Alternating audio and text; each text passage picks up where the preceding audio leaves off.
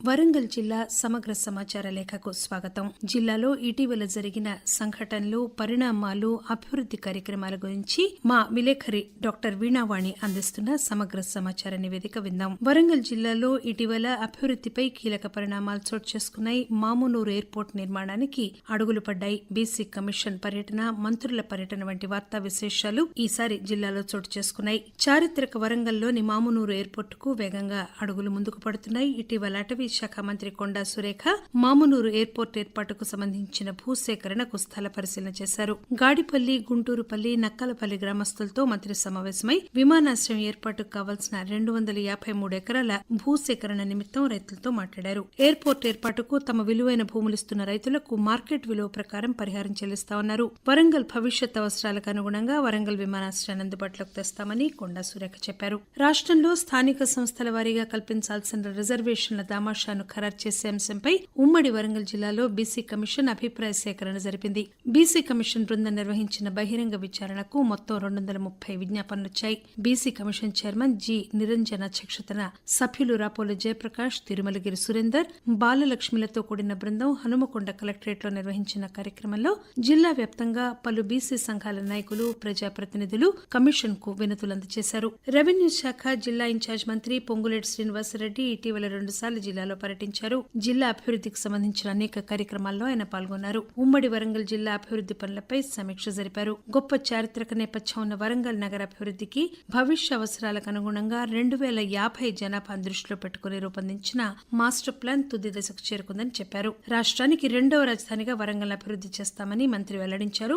హైదరాబాద్ కు ధీటుగా అభివృద్ది చేయాలన్న సంకల్పంతో కార్యాచరణ రూపొందిస్తున్నామన్నారు. తెలంగాణ రాష్ట్రంలో హైదరాబాద్ తర్వాత పెద్ద సిటీ వరంగల్ అని, వరంగల్లో రోడ్లు, రైల్వే, ఇతర మౌలిక వసతులున్నాయని, విమానాశ్రయం కూడా త్వరలోనే అందుబాటులోకి వస్తుందని అన్నారు.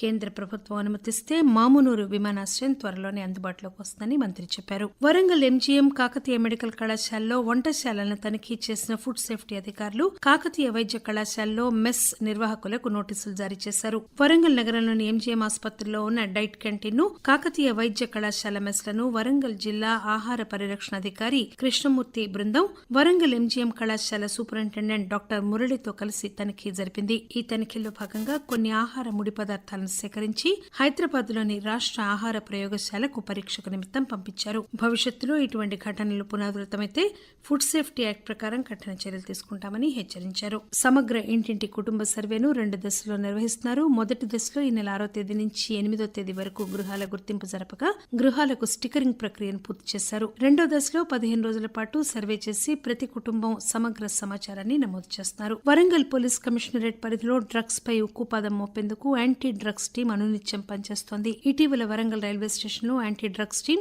ఇంతజార్ గంజ్ పోలీసుల ఆధ్వర్యంలో తనిఖీలు నిర్వహించింది. ఈ తనిఖీల్లో భాగంగా పోలీసులు అనుమానాస్పదంగా ఉన్న ప్రయాణికుల సామాన్తో పాటు బ్యాగులను పోలీస్ జాగులతో తనిఖీలు చేయించారు. ఎవరైనా గుర్తు తెలియని వ్యక్తులు గంజాయి వంటి మత్తు పదార్థాలను అక్రమ రవాణా చేస్తున్నా, విక్రయిస్తున్నా, వినియోగిస్తున్నా తక్షణమే 8712584473 అనే సెల్ నంబర్ కు సమాచారం అందించాలని ఈ సందర్భంగా సూచించారు. సమాచారం అందించిన వారి వివరాలు గోప్యంగా ఉంచుతామని చెప్పారు. వరంగల్ జిల్లాలో వానాకాలం ధాన్యం కొనుగోళ్లు కొనసాగుతున్నాయి. ఈ సీజన్ లో మొత్తం 2,40,000 మెట్రిక్ టన్నుల ధాన్యం కొనుగోలు కేంద్రాలకు వచ్చే అవకాశం ఉన్న నేపథ్యంలో మొత్తం 203 కొనుగోలు కేంద్రాలు ఏర్పాటు చేస్తున్నట్లు కలెక్టర్ చెప్పారు. ఇప్పటి వరకు జిల్లాలో 16 ధాన్యం కొనుగోలు కేంద్రాలు ఏర్పాటు చేశారు. రైతులకు ఎటువంటి ఇబ్బందులు తలెత్తకుండా కొనుగోలు కేంద్రాల్లో మౌలిక వసతులు కల్పిస్తామన్నారు. ఈ సీజన్ లో క్వింటల్ ఏ గ్రేడ్ రకం ధాన్యానికి 2,320 రూపాయలు, కామన్ రకానికి 2,300 రూపాయలు ప్రభుత్వం ధర నిర్ణయించగా కొనుగోలు కేంద్రాల వద్ద కొనుగోళ్ల ప్రక్రియ కొనసాగుతోంది. తాలు విషయంలో,